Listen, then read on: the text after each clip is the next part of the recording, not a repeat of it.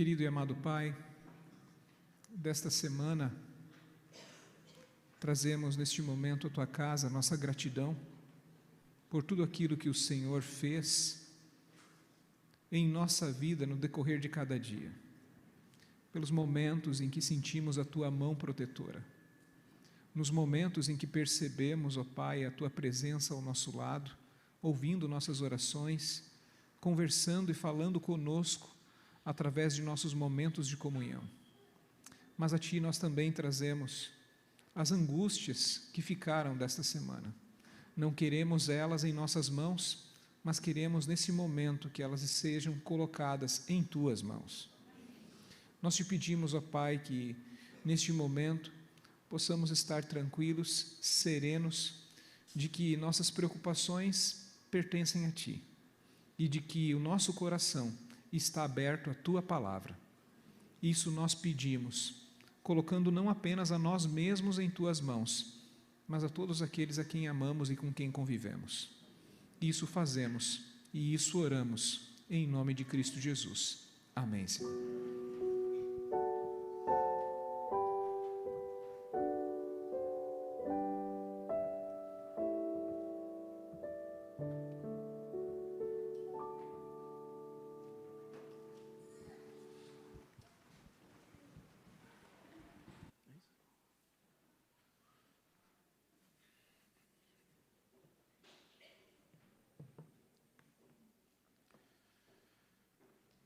Bom dia, família.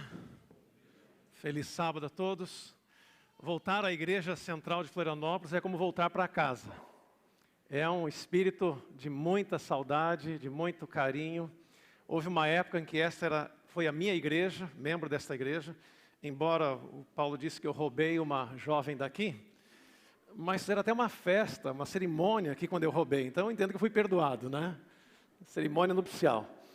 Houve uma época que essa era a igreja que eu mais pregava no meu ministério, porque a sogra estava aqui, então tinha que pregar para ela também, não? E fiz casamentos aqui, e fui casado nessa igreja, então é um momento de muita alegria voltar para cá. É um dia feliz também, porque o pastor Dirceu Zanella já foi meu pastor no passado, em Belém do Pará. Gostava muito de estar ali sendo sua ovelha, foi um privilégio saber que está aqui com a gente. É um privilégio também. Privilégio que quem me convidou para pregar hoje foi a Ruth, que foi minha ovelha 38 anos atrás. No início do meu ministério. Eu quase tinha calça curta, mas já era pastor, né? Lá em Bituba, a Estela foi ovelha também. O Diego era do tamanho do filhinho dele. É bom ver a família reunida. Como é bom estar na casa de Deus, não? Para celebrar o nome do Senhor.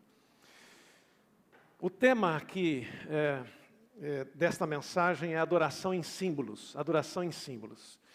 E o texto básico desta consideração, desta mensagem, está em João, capítulo 4. João 4, verso 24. Abra sua Bíblia em João 4 e o verso 24.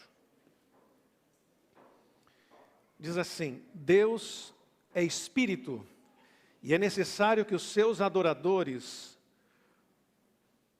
o adorem em espírito e em verdade. É necessário que seus adoradores o adorem em espírito e em verdade. Sabe que há duas respostas quando se pergunta qual é a razão de ser da vida. A maioria diz, encontrar a felicidade. E isso você encontra em todos os lugares. Mas há um pequeno grupo que diz, a felicidade é adorar o Criador. A razão de ser da vida é adorar o Criador. E a adoração, ela envolve entrega, envolve se encontrar com alguém, envolve reconhecer que há alguém que é maior do que nós. A palavra adoração não é muito usual, não é muito bem conceituado na nossa cultura ocidental. No Oriente, a adoração deles parece ser mais fácil, porque eles são um povo muito introspectivo, e eles quase consideram que Deus está dentro deles, é um reencontro consigo mesmo. Isso é adoração para eles. Mas para nós aqui do Oriente, isso. Mas do Ocidente, aqui do nosso lado, a gente costuma colocar Deus lá longe no céu, e então a adoração é eu tentar me conectar com Ele nessa relação. Isso faz com que para nós dessa região, a adoração seja algo não tão convencional, não tão natural. É interessante que quando você olha a palavra adoração na Bíblia, tanto no Novo quanto no Antigo Testamento, tanto no hebraico quanto no grego, ela tem um sinônimo de serviço. E ela está associada com os escravos, que naquela época, quando eles se encontravam com o seu Senhor, eles se dobravam diante do Senhor. Não apenas para receber o trabalho, a missão que tinham, mas como um reconhecimento da superioridade do Senhor que eles tinham. Aí isso tem a ver com a palavra adoração, serviço e reconhecimento de que há alguém maior do que eu. Esse é o espírito que nós temos de adoração hoje. É um reconhecimento, estamos aqui na igreja para reconhecer que nós não somos um fim em nós mesmos, de que nós não existimos por nós mesmos e que nós temos um propósito maior do que a nossa mente possa imaginar. O Criador tem um propósito para a nossa vida. Nós podemos adorar a Deus de muitas formas. Nós podemos adorar a Deus na nossa adoração particular, e devemos, na nossa adoração familiar, nossos cultos familiares, mas também no coletivo, como nós estamos aqui. E nesta manhã eu quero apresentar 3 símbolos de adoração que nós executamos quando estamos na casa de Deus. 3 símbolos de adoração. E eu convido você a abrir a Bíblia em Êxodo 25, verso 8, porque aqui está o primeiro símbolo, a primeira maneira como nós adoramos a Deus. Êxodo 25 e o verso 8. É um momento muito especial do povo de Israel, onde Deus dá esta orientação para Moisés e para o povo da época. Êxodo 25, 8 diz assim: E farão para mim um santuário, para que eu possa fazer o quê? Habitar no meio deles. Nós não poderíamos mais estar no céu devido ao pecado, mas Deus poderia estar conosco na terra, e Ele disse: me faça um templo, santuário. E o fato de nós estarmos presentes num espaço físico significa um estilo de adoração. O meu corpo, a minha presença, Senhor, eu trouxe o meu corpo para te adorar. Quem eu sou está aqui. Esta é a relevância de nós estarmos no templo, num local onde a família se reúne para adorar o Criador. Mas hoje vivemos num tempo em que muitos querem que Deus habite em sua casa, mas não querem habitar na casa de Deus. Você sabe que os grandes amigos se visitam, mas um sempre vai na casa do outro, mas o outro nunca vai na casa do um, alguma coisa parece não estar bem, não? E nós vemos, Senhor, toda manhã, Senhor, habita em meu lar, Senhor, vem morar entre nós, Senhor, esteja entre nós. Mas essas mesmas pessoas não gostam de estar na casa de Deus. E é isso que estamos fazendo aqui, estando na casa de Deus, que na verdade é nossa também. Isto é adoração. Hoje existem, as estatísticas dizem que há por volta de 6 milhões de templos, de todas as mais de 50 mil denominações na face da terra.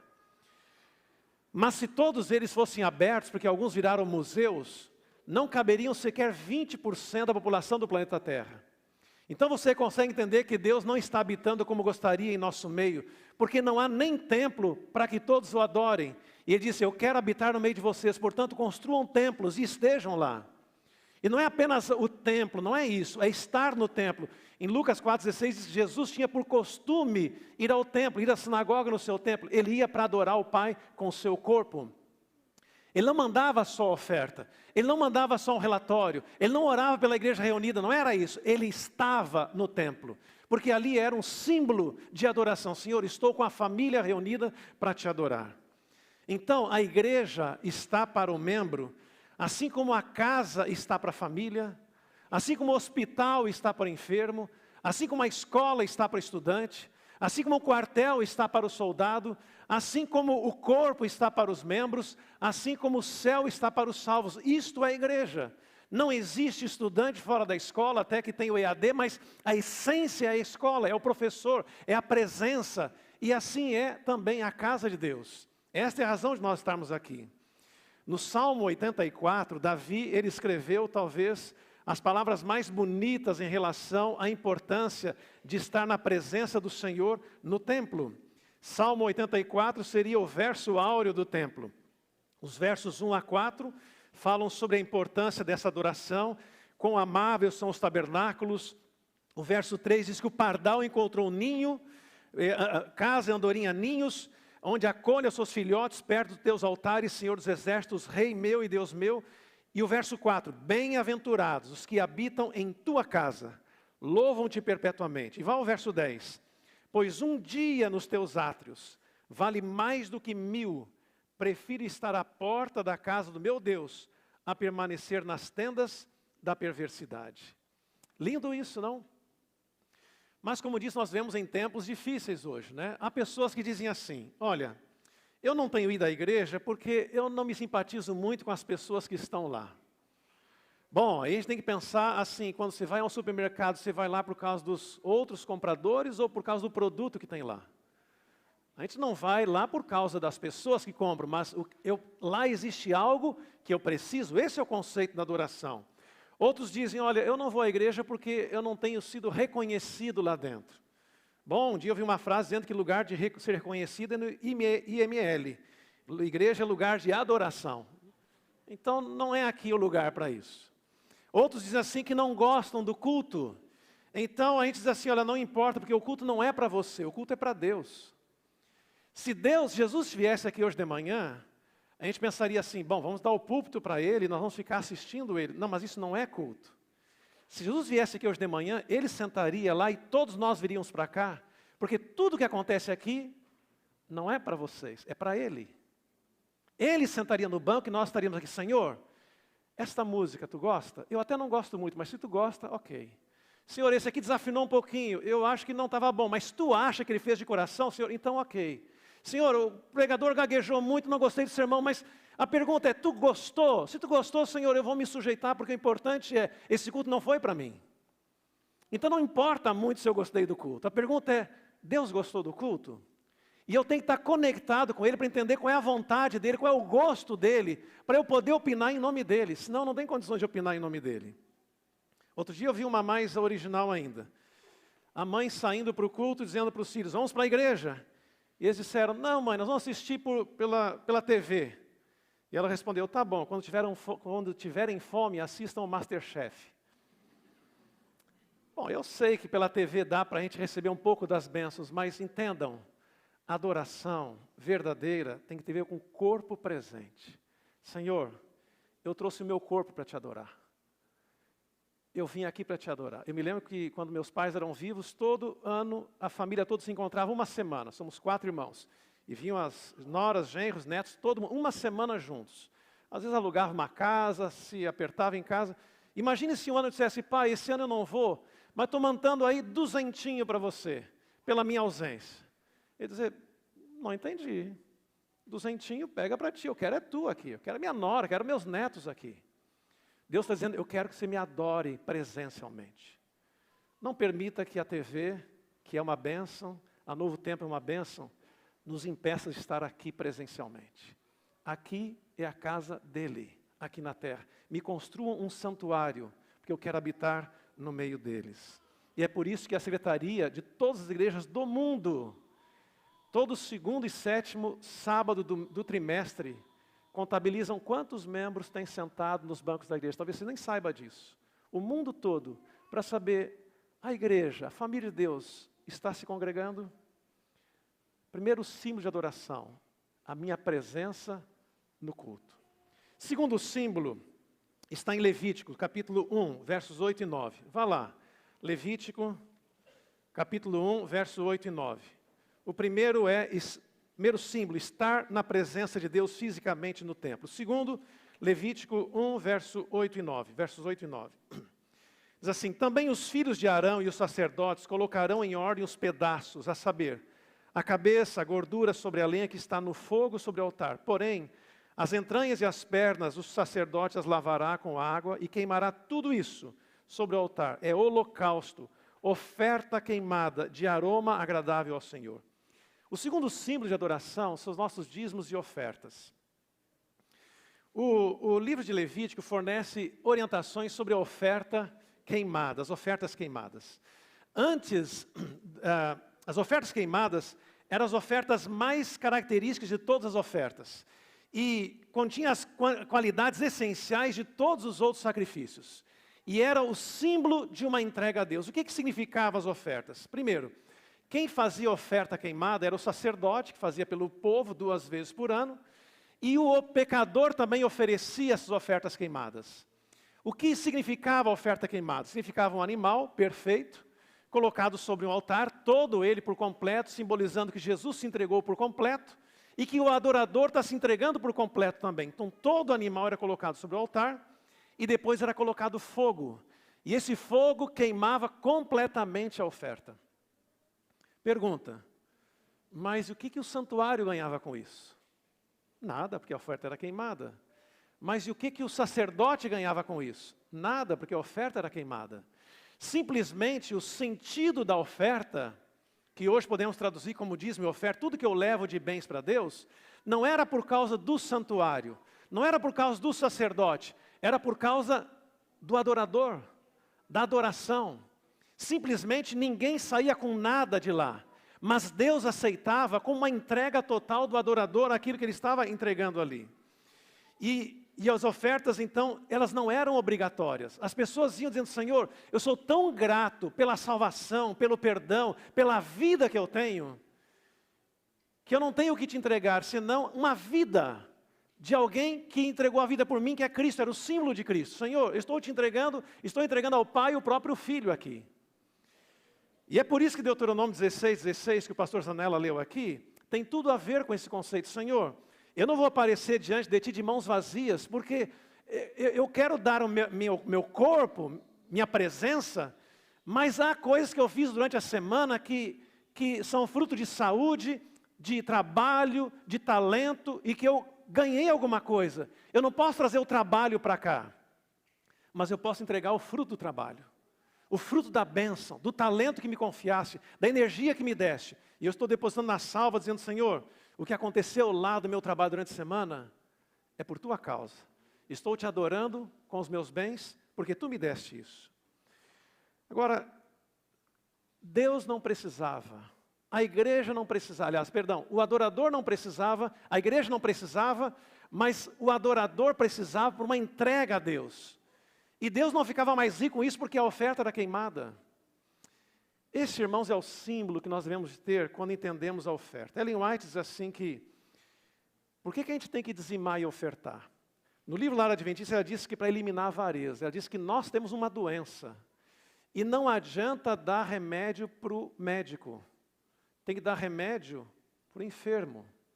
Então, por mais que a igreja não precisasse de nada, eu ainda tenho o pecado no meu coração, que é chamado avareza. Então, quando a oferta passa, não é Deus dizendo assim, ajuda aí a igreja, ajuda a pregação do evangelho, não é isso. Poucos anos atrás, os astrônomos os cientistas descobriram uma estrela de diamante. E eu fiquei pensando, oh meu Deus, vende essa estrela e dá o dinheiro para a igreja adventista pregar o evangelho. Aí eu fiquei pensando, mas quem é que vai comprar? E botar em que quintal essa estrela? E desde quando o problema da igreja é dinheiro? O problema da igreja não é dinheiro, o meu problema é dinheiro. Quando a salva passa, Deus está dizendo assim, tu tem uma doença não, avareza. O remédio não é pegar alguma coisa, é entregar alguma coisa. Esse é o remédio. Quando aparece um necessitado para ouvir a pregação do evangelho, não é que os anjos não possam pregar, é que eu preciso, para eu me fortalecer. Quando aparece um necessitado à porta da minha casa, não é que ele precisa, eu preciso mais do que ele. Porque eu preciso, para fortalecer minha fé, minha dependência de Deus, a soberania de Deus, e que eu sou as mãos dele aqui na terra. Então, o primeiro ponto pelo qual nós hoje, os irmãos, ofertamos, não é porque a igreja precisa. Deus tem outras maneiras de sobreviver, fazer essa igreja sobreviver. Mas eu, adorador, tenho um problema chamado avareza. E o remédio dele chama-se salva. Há um segundo motivo, Ellen White diz no Testemunhos Seletos, que é para testemunhar nosso amor e lealdade. Diz assim, o Senhor poderia levar avante sua obra sem nossa cooperação. Ele não depende de nós quanto a dinheiro, tempo ou trabalho. É forte isso, não? Adorador, traga aqui a sua ovelha e mate e queime. Mas vocês não estão precisando do santuário? Não, não precisamos, você que precisa. Mas vamos perder essa ovelha. Você não está entendendo o quanto significa isso para Deus? Uma vida aqui que simboliza você se entregando para Deus? Isso é mais do que o templo possa ganhar. Terceiro motivo que Ellen White menciona é para abrir espaço para a gente receber mais. Ela diz o seguinte, que ao membro dar do que recebe, aumenta a sua capacidade de receber. Porque nós estamos travados dentro de nós. E Deus diz assim, olha, você quer receber muito mais do que dá, então entrega. E quando você entrega, eu te reabasteço dando mais do que você colocou. Eu sei que essa matemática é muito difícil do ser humano convencional, pecador, entender. Como é que eu posso ter mais depois de dar? Mas essa é a linguagem do amor, é a linguagem da salvação. Eu gosto de um pensamento que diz assim, ser dizimista é honrar com o primeiro pedaço aquele que nos deu o bolo todo. Ser dizimista é honrar com o primeiro pedaço aquele que nos deu o bolo todo.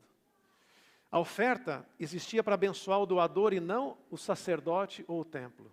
Quem dava era mais abençoado do que quem recebia. O doador tinha mais necessidade de doar do que o templo tinha necessidade de receber. Nós não doamos para o nosso benefício, nem para o benefício da igreja, mas porque Deus merece. Isso se chama adoração, porque Ele merece. Senhor, tudo vem de Ti, e das Tuas mãos te damos. Eu me lembro que numa Páscoa, um tempo atrás, o filho mais novo, devia ter uns 5, 6 anos, eu dei para ele uma caixa de chocolate. Tinha 10 chocolates dentro, surtidos. E assim que eu dei os chocolates para o Wellington, eu disse assim, filho, você está com 10 chocolates aí? O pai ficou sem nenhum. Você podia dar um chocolate para o pai? Eu disse, pai, você tem dinheiro, compra lá.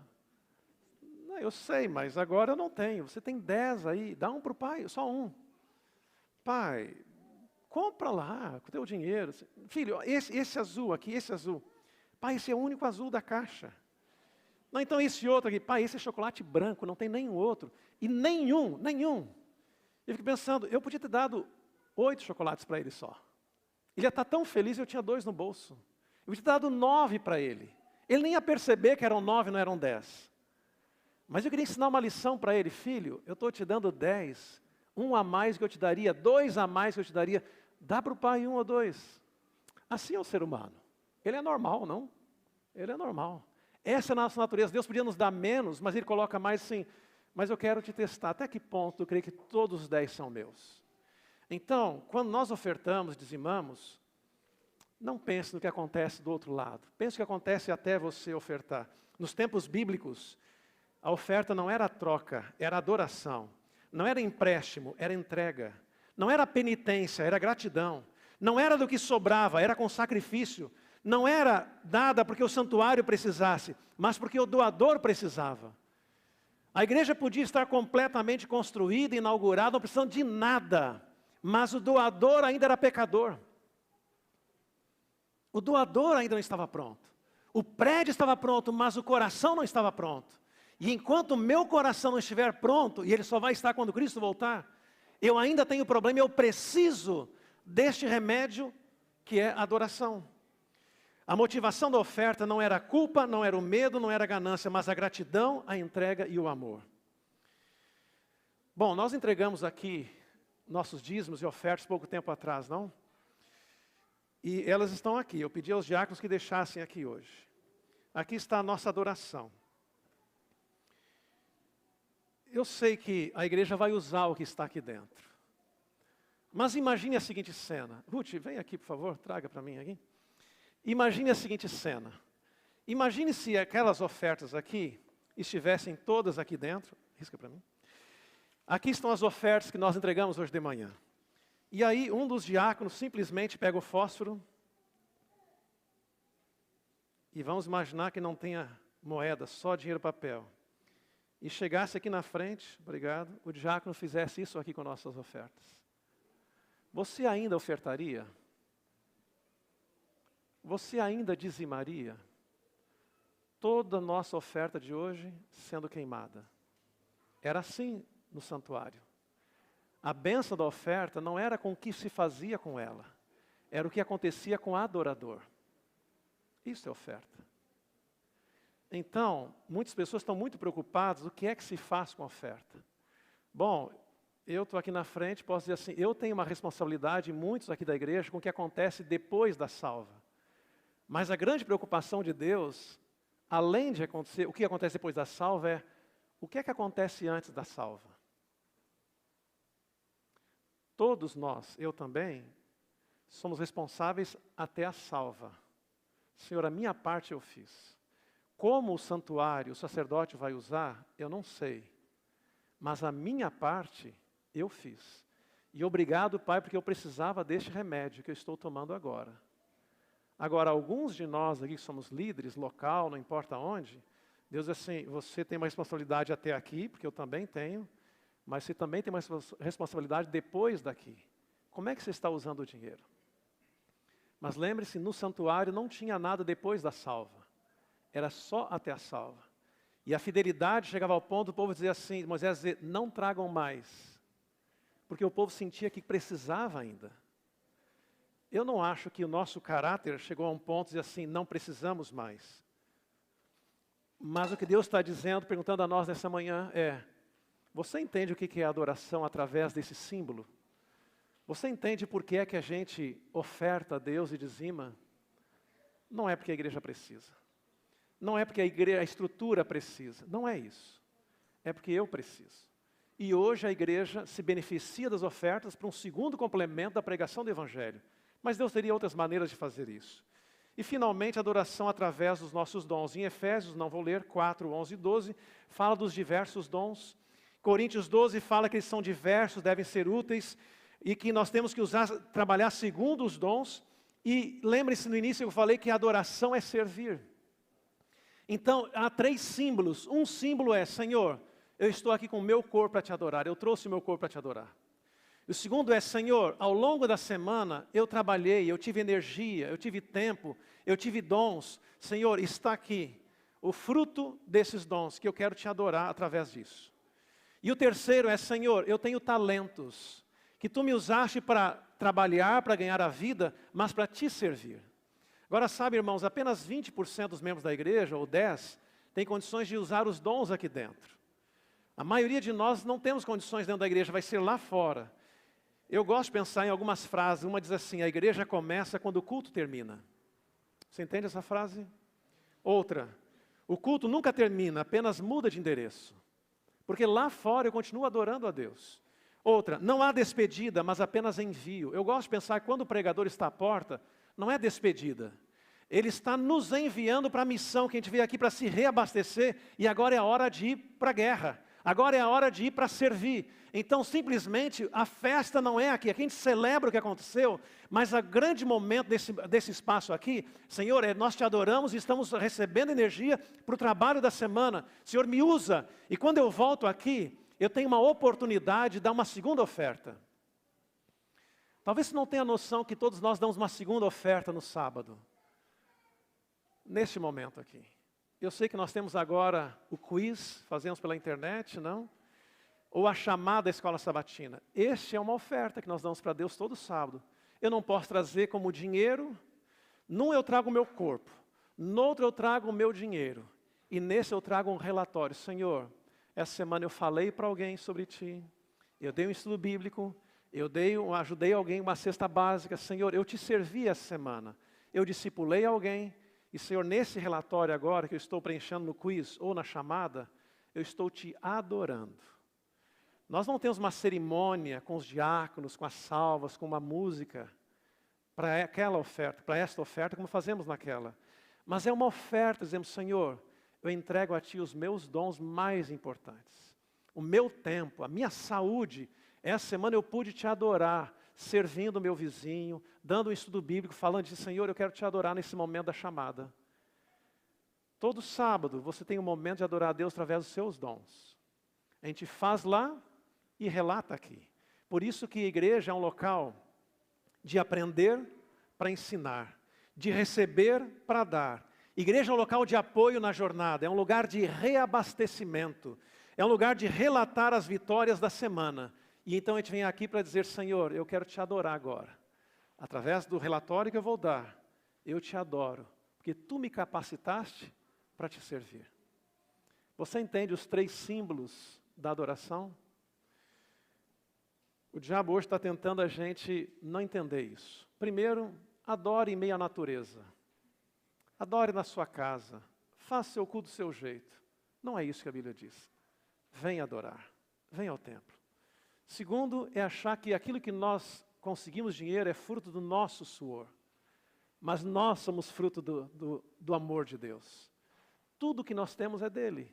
E nós temos uma doença que Ele quer nos ajudar a tirar, chamada avareza. Ele diz, Aceita essa oferta, esse remédio que eu estou oferecendo a você. Aceita essa oferta. Eu não preciso, sou dono do universo.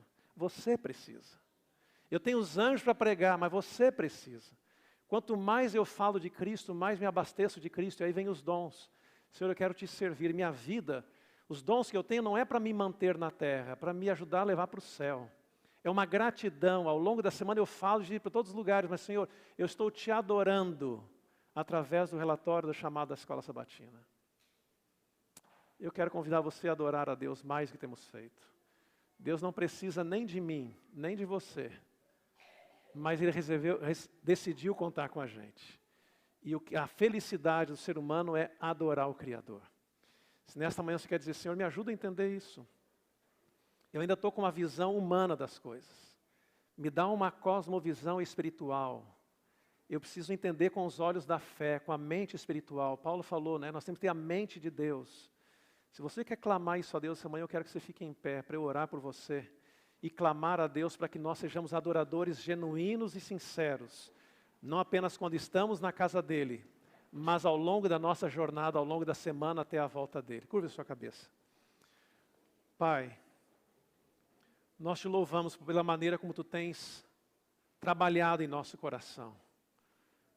Nós somos criaturas e não Criador. Nós somos receptáculo das bênçãos. E Pai, não há nada que possamos fazer para justificar um amor incondicional, um amor louco, um amor imerecido. O que nós podemos fazer, Senhor, é viver como Cristo viveu. É seguir as suas pegadas. Mas não há mérito nisso, o mérito vem de Ti. É o Espírito Santo que trabalha em nosso coração com gemidos inexprimíveis. Mas, Pai, nos permita demonstrar a nossa gratidão através da nossa vida, através do que somos e daquilo que temos. Pai, aqui está a amada Igreja Central de Florianópolis. Um povo, Pai, que deixou as redes e o arado para Te servir. Um povo, Pai, que entrou com tudo para não olhar para trás. Mas enquanto estamos na jornada, Pai, faz-nos entender a real dimensão da adoração. De que a nossa felicidade é quando estamos Te adorando em espírito e em verdade. Mas, Pai, nada se compara ao dia em que poderemos ver-Te assim como Tu és. Aonde poderemos entender o plano da salvação, que será objeto de estudo por toda a eternidade. E então, Pai, a nossa maior alegria no céu também será Te adorar por toda a eternidade.